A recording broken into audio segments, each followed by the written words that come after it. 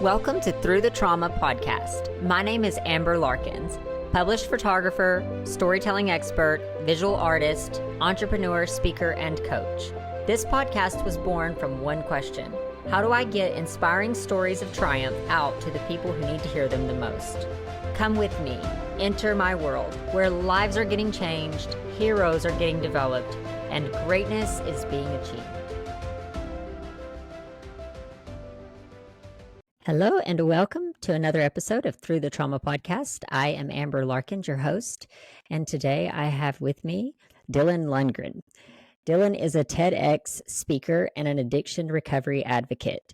His mission is to work with individuals and organizations to increase engagement in the addiction recovery process and improve long-term outcomes. He also likes to dance and do karaoke. So, Dylan, I'm so grateful to have you here. I think this is a much needed conversation, and I'm excited to get into your expertise. Thank you, Amber. It's really good to be here. Tell us a little bit about you work in recovery, working with addicts. Is this correct? I do. I work with individuals that have either a substance use challenge or a mental health challenge. So what got you into this line of work? To be honest, personal experience. So I'm also in recovery. I'm an individual in long-term recovery. And that was a lot of what laid the groundwork for me getting into this field professionally. And I started off going to rehab and having no idea what I was going to do with my life, because at that point my life was kind of a mess, and so, but having had the experience of getting sober, staying sober, and then having the opportunity to work at the same rehab that I went through, it kind of paved the foundation for this whole new life path, this whole new career. So that's how it started, and I've been in this field as long as I've been sober. So for almost 20 years, since 2004. After doing this podcast for some time, I've saw that people that have come out of a certain type of scenario, then helping other people, it also helps them heal. Have you noticed that in your recovery? Yeah. For sure. I mean, I got sober through 12-step programs, and that's a big part of that, although it's not the only way to get sober, but it is how I got sober, and it's a big part of that program is the service aspect. So for sure, I've definitely noticed that and experienced that myself. Yeah. And I'm a firm believer that you kind of almost have to go through something to fully understand and grasp what someone is going through in that scenario. Like, I know I've talked to different coaches and different therapists and things, and sometimes it's almost as if they're removed if they don't have some type of personal experience, either directly or indirectly. Do you think this has made you much better at what you do? I'm sure. Yeah, definitely. I mean, there's definitely something to be said, I think, for clinical experience, studying a subject but there's also a lot to be said for the lived experience, being able to connect about what actually one has gone through versus just reading about it, like let's say in a book, Mm-hmm. So do you feel comfortable sharing a little bit of your story, like how you got into it? Was it a drug addiction? It was. And I know, and yes, of course, I know that, a good amount of what we're going to be talking about today has to do with trauma. And the longer that I stay sober, the more I can see how much those two overlap. So for me, addiction and trauma, mental health and trauma. So to bring the story back, to kind of look back through this lens of my addiction, I grew up in a pretty good household in terms of everything was provided for physically, in terms of food, shelter. That being said, it was a very hostile emotional environment. So my dad was not emotionally healthy or well. And that showed up in him getting very jealous and possessive of my mom, and being very emotionally abusive and even physically abusive, mostly with our dog, which was tough to watch. So looking back, I had a lot of that at an early age. I remember living in a lot of fear, just visceral fear. That being said, I didn't really know that was having it, on my kid. So I didn't know that was impacting me, other than I was just afraid a lot of the time. But I didn't pick up a drink or a drug mainly because I saw what it did to my grandfather was an alcoholic, and some of my friends were into drugs, and so I don't know, something about it. I just didn't want to do it because I had this judgment that it was only for bad people, or it would only do bad things. Alcohol and drugs would only do bad things. I mean, I had a lot of judgment around it, which kind of saved me. Not that that's the best way to view it, but it kind of kept me from going down the rabbit hole, so to speak, at an early age. Because I didn't pick up my first drink until I was in college, which for a lot of people is kind of, is late. So in high school, I was a scholar athlete. I didn't do any drugs. I didn't drink. Um, I got good grades. I was voted the scholar athlete of my class. On paper, it would look like I was very successful. But what I didn't have was an ability to manage my emotions. Um, I wasn't taught that. I was taught how to do calculus. I was taught how to work my ass off and be the captain of the wrestling team. And, these were not bad things, but I wouldn't say that they were what I needed. So when it got to college and I found people that weren't drinking under a bridge, so to speak, or alcoholics, I thought, oh, wow. So these are people who are still getting good grades and still showing up to class, but they're partying on the weekends. And I'm like, maybe I could have a drink. And I did. I had my first drink. And all this stuff that I was experiencing, this inner turmoil, so this inability to manage my emotions, to feel good about myself, I was really struggling in high school. Even the same year that I was voted the scholar athlete of my class was the same year that I started to consider suicide. You know, so when I had my first drink at college, it quieted that inner turmoil, and it made me feel okay in my own skin. Maybe for the first time ever, but definitely for the first time in a while. And that led to some pretty amazing experiences, to be honest. For a while it was fun. And I thought I was becoming the person I wanted to be. So I was the party animal, I was this, I was that. I was all these things that I saw in other people in high school and thought that's what happiness looks like. You know, it looks like being the center of the party. It looks like, having the most attractive partner. It looks like having the nicest car, like all these things that I saw. And I thought that's what happiness is. And so I got some of that stuff in college. And for a while, it felt good. But what ended up happening was all those deeper issues that I wasn't dealing with, these emotional challenges, the self-esteem challenges, even the stuff I learned from my dad, dealing with a partner, and I would get jealous and possessive, like all those things that I just kind of unconsciously picked up. Alcohol quelled those, but eventually I needed more alcohol to quell them. And then eventually there wasn't enough alcohol to quell them, and it started to make it worse. So now I had two problems. Now I was drinking too much, and I had these other challenges that I never dealt with. And I didn't have any coping mechanism. My coping mechanism was drink. So then I moved on to other substances because the alcohol wasn't enough. And so I moved on to, other substances, marijuana, ecstasy, acid. And at this point, I'm starting to face consequences, getting arrested. I mean, there's a lot more there, but at the same time, it was in a short period of time. So within a few years, I was getting arrested all the time, and now I was losing jobs, and now I was like basically homeless, going from the scholar athlete in the high school to being in the paper all the time for getting arrested within, 4 years, 5 years, something like that. And it just spiraled. And so I ended up in rehab for the second time after a bunch of different tries at staying sober, getting sober, but I didn't really have that deep surrender that's necessary for that type of life change. But the second time I went to rehab, which was in 2004, was when that really took hold and kind of changed the trajectory of my life, which I'm on now. But in there, we talk about trauma. In there was that early, what we call developmental trauma, the early years when my brain is just forming, my ideas about myself and the world were just forming. There definitely was some trauma there. And the longer I stay sober, the more I realize how much that probably impacted me. But there was also trauma that I was self-inflicted. I had very maladaptive coping mechanisms. So I overdosed a few times on different substances, and to be fair, I was trying to deal with life with the best way I knew how. And it was a horrible way to do it. But at the time it was like one of the only tools I had, which was substances, you Mm. know.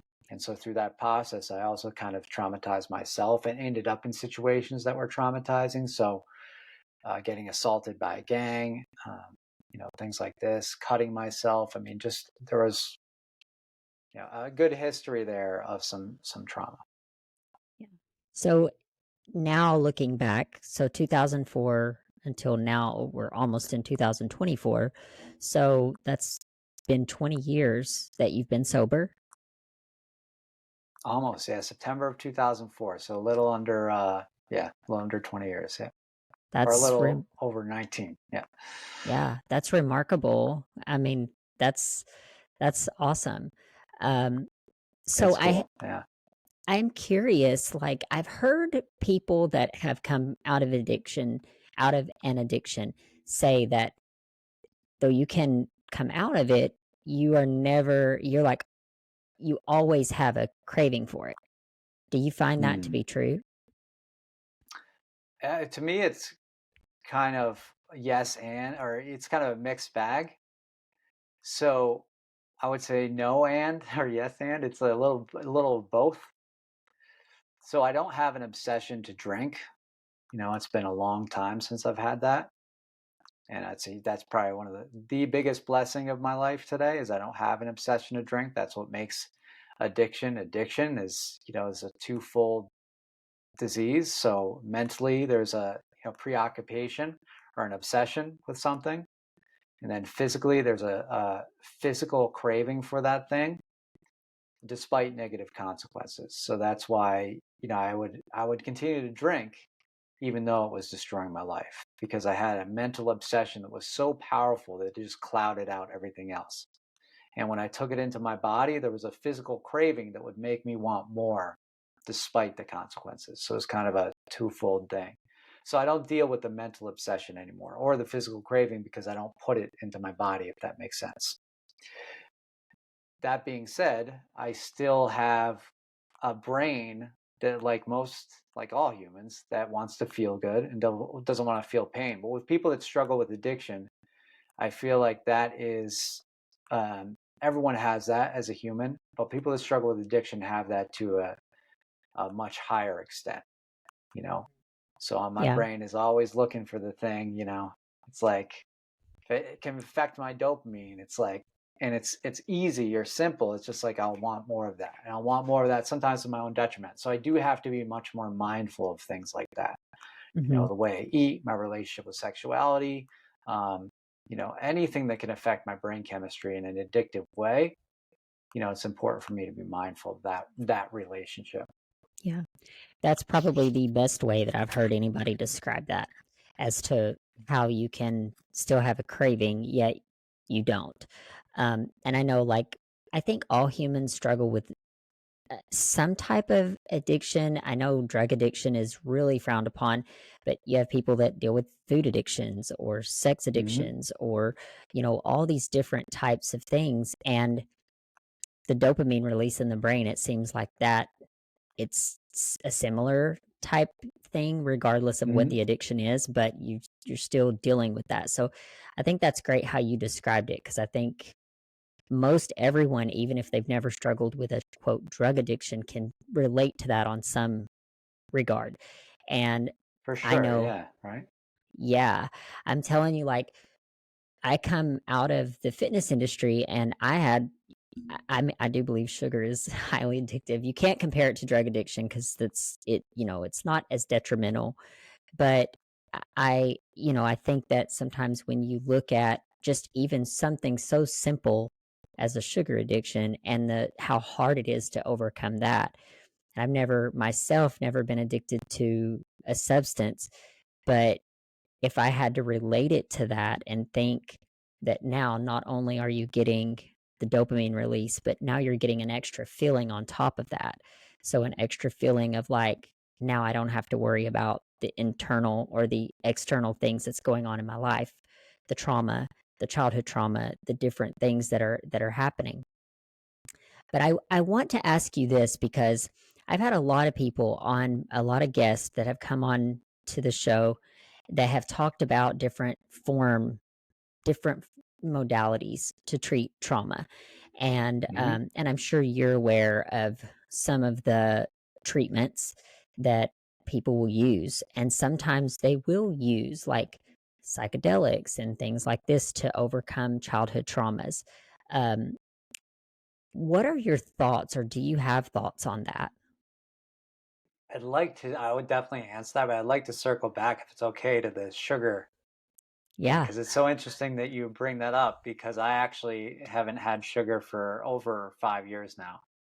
And I found myself getting into actually in recovery from substances. I found myself addicted to sugar and flour and to food, really.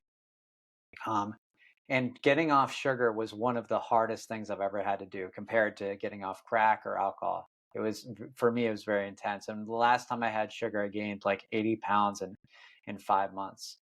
Um, so it's definitely not a joke for some people. And I think it ties into this thing with our brain where it's like once it hooks up relief to a substance, it doesn't really matter what that substance is, but it can be really hard to break. And if you're familiar with a guy named Tim Grover, he was the coach of the personal coach of Kobe Bryant, Michael Jordan. One of the first things he does with all his athletes is he has them get off sugar. And he says, if you want to know what somebody's made of, have them get off sugar. And I was like, wow, that's interesting.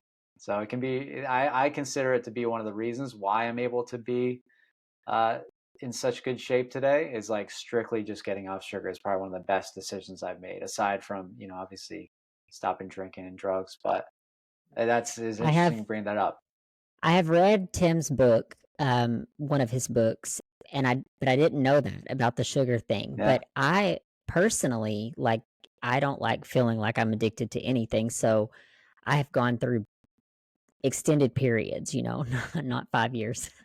I do love sugar, but I've gone Yeah. through, a 3 month period stretch where Nice. I have Yeah. no sugar, just to be sure I can do it. That as much as I love it, that I can be removed from it. But Hmm. I highly recommend anyone, like you said, if you want to know what you're really made of, get rid of the thing that is your crutch, the thing that you love Yeah. to do. Yeah. You have Yeah. to find alternatives. Yeah. Yeah, for sure. Yeah. Yeah.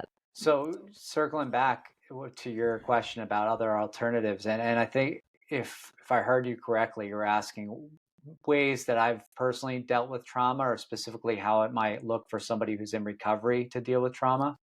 Yeah, I would love to know that as well. Um, and then if you have any experience on different modalities, as far as, I know this is still being tested. And I know a lot of people, some people swear by it. I had a guest that swore by marijuana, that helped him Hmm. through some of his trauma. I've Hmm. had other people that have talked about psychedelics and these different types of um, I'm trying to think because that people go through these different things. So MDMR, I believe, is a type of therapy. Um, MDMA.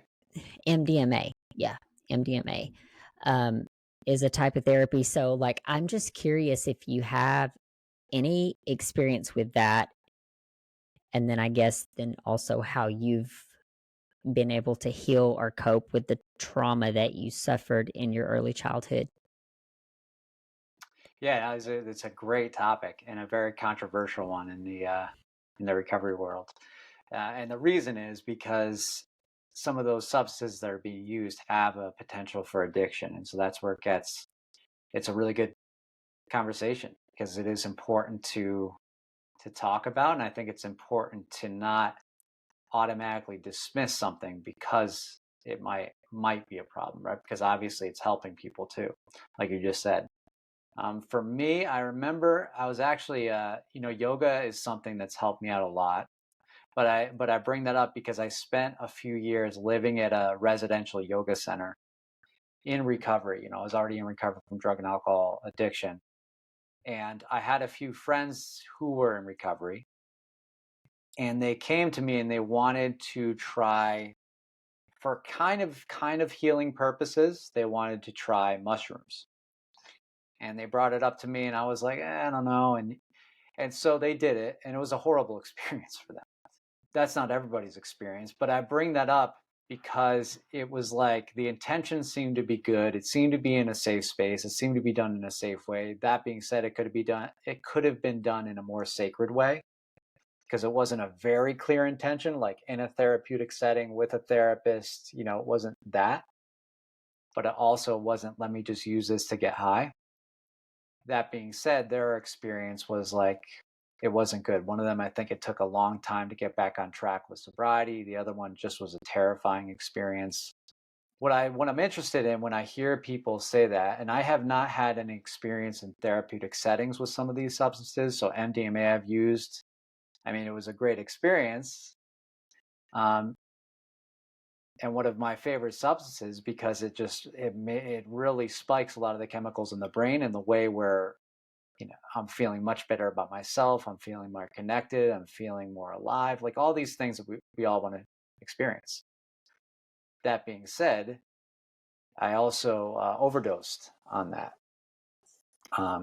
because I wanted so much of that. I wasn't concerned about the consequences, and I took too much and I almost died.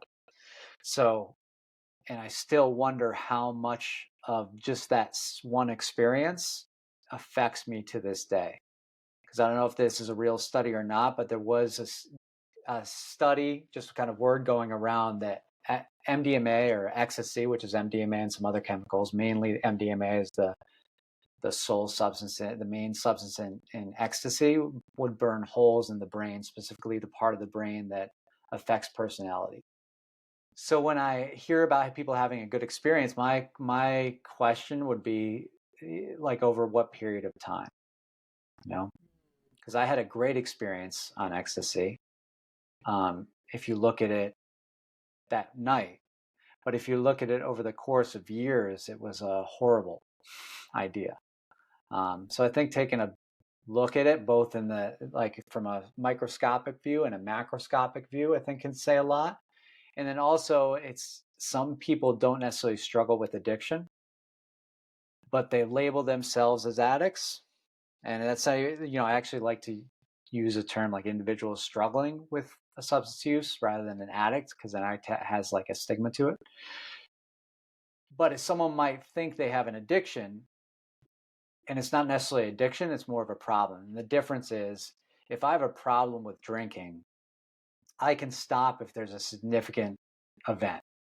So maybe I get a DUI, maybe I crash a car, and so that external stimulus is enough for me to be able to stop. Or maybe I just don't feel good, I get a hangover and I stop.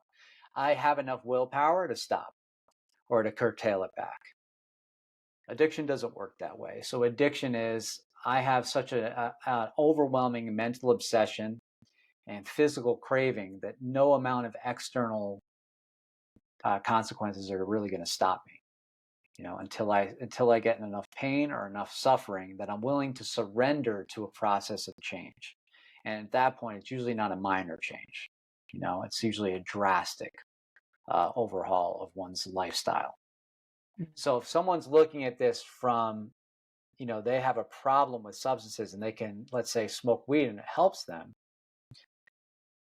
that doesn't necessarily mean that everybody with addictive tendencies is going to be able to use weed safely and help them to heal. It actually could be the opposite, because it could send them down a road where they're going back to relapse. Like for example, the last time I smoked marijuana, I just thought I was going to smoke a little weed. And I had 3 felonies and was locked up in Hartford Correctional in Connecticut within a few weeks. And I just thought I'm just going to smoke weed. But it turned on that part of my brain where then I was going to crack. And then once I'm smoking crack, I don't care about consequences. It just spirals. Mm. So it's kind of like, I've met very few people that have really good experiences over the long haul using substances to heal. I have a lot more experience with the other side of things. That being said, I do hear often, just through internet or, just like you just said, I do hear about it, but I don't know many people personally who've had a positive experience over a long period of time. When you were doing this, were you ever in like a therapeutic type setting, or was it always kind of you were doing it on your own?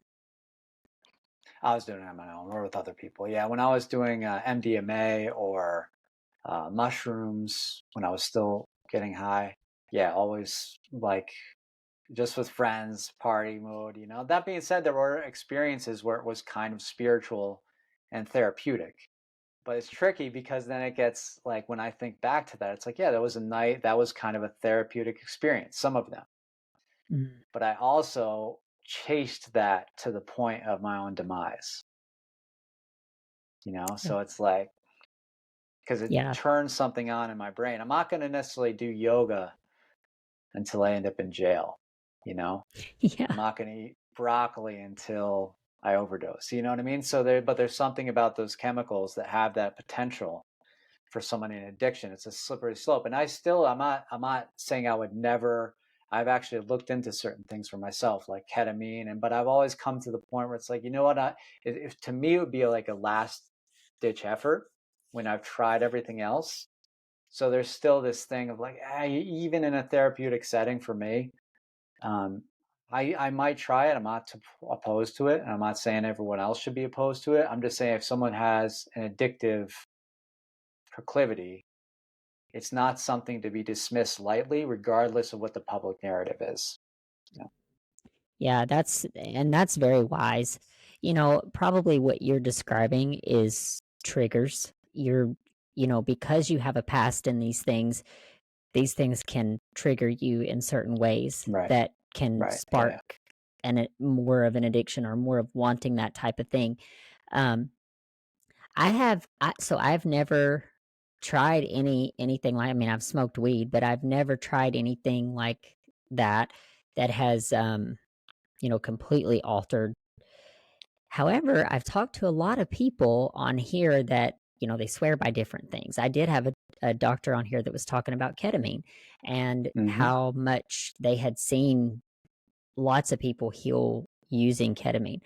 Um, so I don't have a definitive opinion one way or the other, but I do think that that's the great thing about having these types of conversations is that people have to find what works for them. You have to find what thing works. And these things are very touchy subjects, and not just touchy subjects, but things that you have to be really careful going into. I also believe, though, in saying that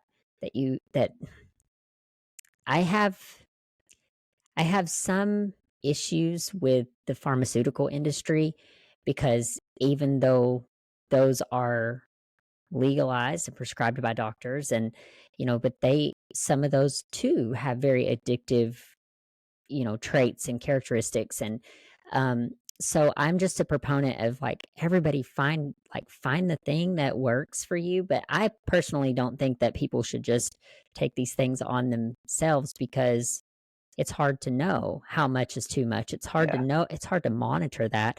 And then my question has been this: if I have trauma and then I take these things, what happens if I open up a can of worms and then this trauma is then lingering?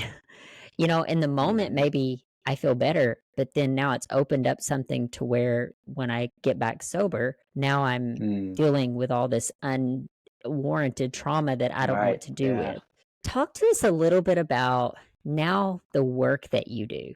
So you've had this experience which has been, and you're very open about sharing these things, which I'm very grateful for because I feel like people need to share their stories. Now you've moved into this line of work. Talk to us a little bit about some of the people that you help and how you relate to them. Yeah, so I work for a company called Feinberg Consulting, and it's a case management, and we do case management intervention.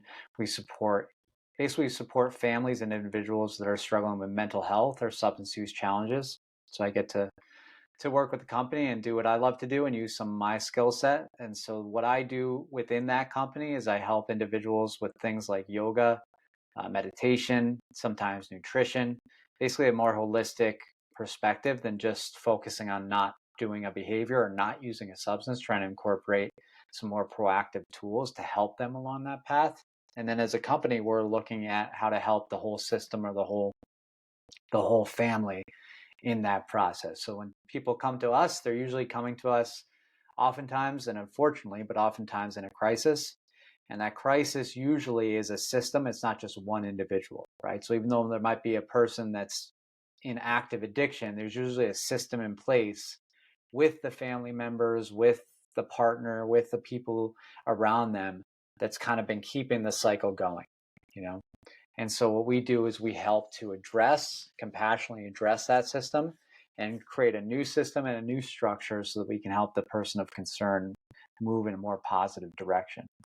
Uh, but what I do is use things that have helped me out personally, but also help our clients out. Like I said, things like yoga, meditation, nutrition that's specific to mental health and substance use challenges. That's in a nutshell what I do, what we do. Do you see that mental health and addiction kind of go hand in hand? Definitely. Yeah, mental health, trauma, and addiction, like, all related in my opinion and experience. So it's very rare that we'll get somebody. Occasionally nowadays we'll get someone who just has substance use, but oftentimes they're both, right? It's mental health and substance use. And when we look deeper, and it doesn't necessarily come up right away, but oftentimes, you're looking at some trauma somewhere along the way that's been, fueling some of this, right? A desire to check out, a desire to numb out pain, this type of thing. Do you see that the majority of people come to you are the addicts that are ready to get on a better path, or is it sometimes the family that brings them in? So normally it's the family, but the way that we work is we work as a team, which is very helpful because when you're dealing with a system or a structure, you're dealing with numerous people and numerous parts of the system. And Mhm. so what we're looking to do as a team is to work with those different parts.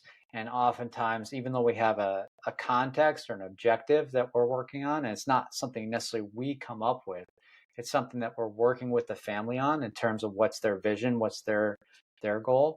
But when we're doing that, we're working from different places on different things and trying to not just address this like in with one with just one person. Does that make sense? Yes. Yeah, so you're working on it Yeah. as a complete system, kind of Yep. holistically.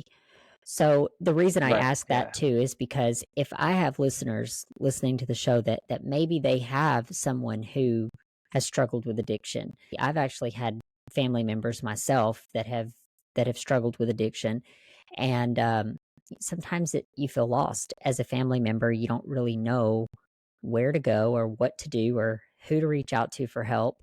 So, do you guys work with people all over the U.S. or are you kind of remote into one location?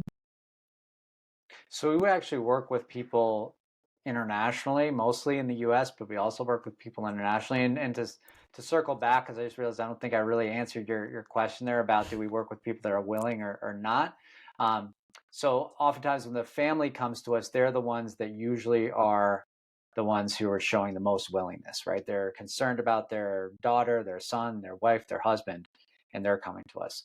But when we work with that system, what we're working on is oftentimes, at least a good amount of the time, we're working with the family on how they can approach the person of concern in a way that's loving and supportive, but that also will help that person become willing.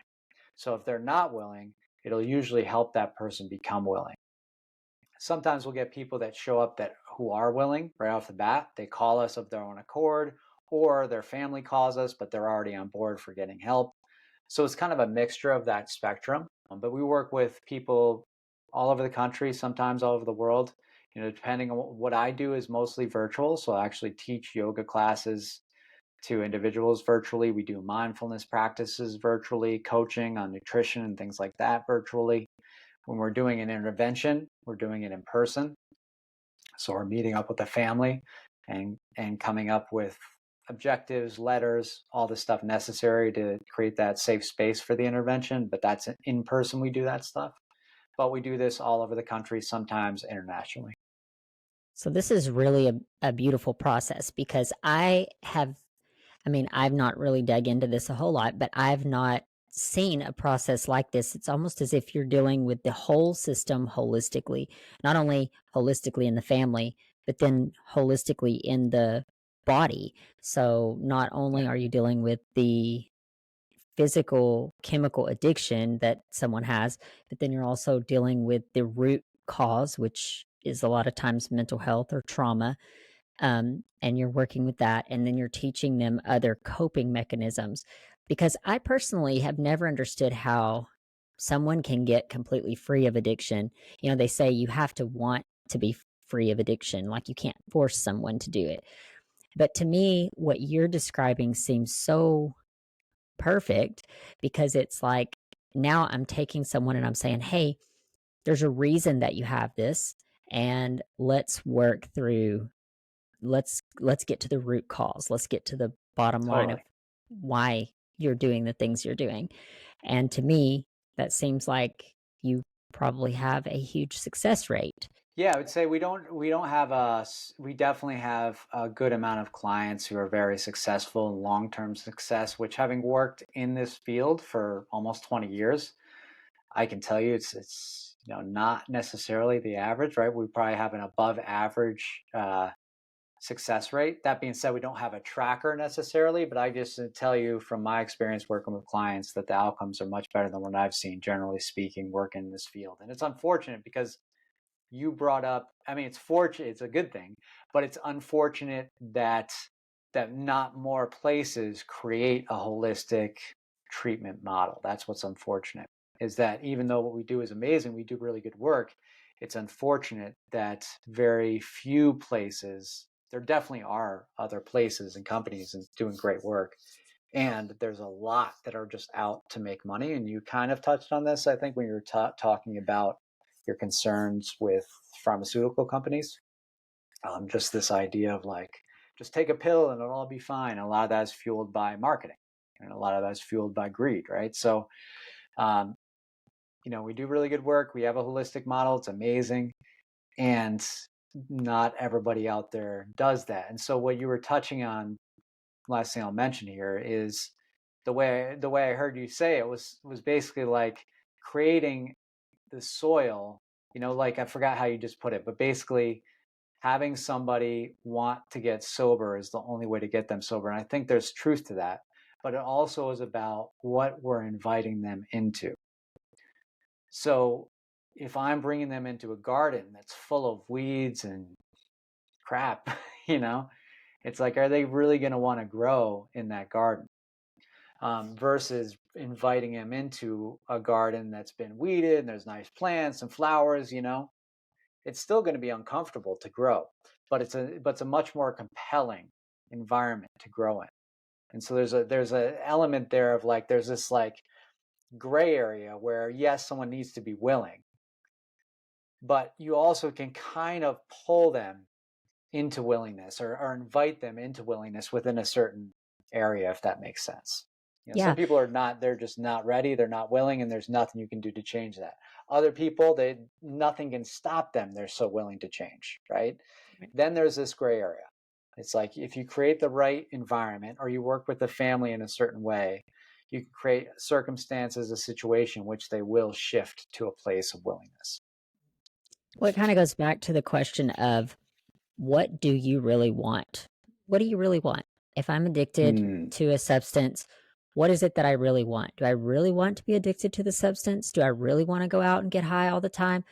Or do I want a healthy, happy life? Am I doing the Hmm. substance to get the healthy, happy life that's not giving me the healthy, happy life? So I Totally. think what you're doing and kind of what you and I are both describing here is this idea of getting to this the root idea and asking someone like, what is it that you really want? I just want, maybe I want a family, maybe I want to build a house, maybe I want to, whatever it is they want in life, their purpose, those innate desires that's inside their heart. and not Mhm. being able to accomplish those things because of a trauma that's like a roadblock that Mm. stands right in the way. And you're trying to put a band aid on it with drugs, but really there is no putting a band aid on it. The infection is still boiling in there. So Yep. it's like getting to the root idea. Like, what is it that you really want out of life? And we can help you. And you don't have to do Mhm. the drugs, you don't have to take this stuff, and we can help get you there. So I think that's the beautiful thing about what you guys do. And man, I love bringing people on like yourself who can, Thank you. share the things that you guys are doing, because in the modern day culture, we are seeing a lot more, I think, mental health. Maybe it's just For more sure. displayed. I don't know. But it seems to Mm. me like we're hearing a lot more of mental health these days. And so I don't know. Do you think that Yeah. you see an increase in that? Definitely. And what you touched on before with pharmaceutical influence is it's an important thing, because right now we've seen a good amount of marijuana induced psychosis, especially among younger kids. And so what's the word? The disparity, I think would be the word, between the public narrative and what we're seeing is pretty big. So I live in Massachusetts, and there are dispensaries popping up all over the place. Um, but from what I'm told, the content of THC in a lot of the marijuana from the dispensaries is really, really high, and that's what's causing some of these problems. So it's not like the marijuana that I was smoking 20 years ago. It's a lot more concentrated, and that's creating some serious challenges, especially for younger people. So much so that they're getting very, very serious psychosis, to the point where even when they stop, it can last, up to like 6 months or longer. And psychosis meaning like paranoid schizophrenia, like pretty severe type of symptoms. Um, and if you look online, it's like you're not necessarily going to find that unless you look for it.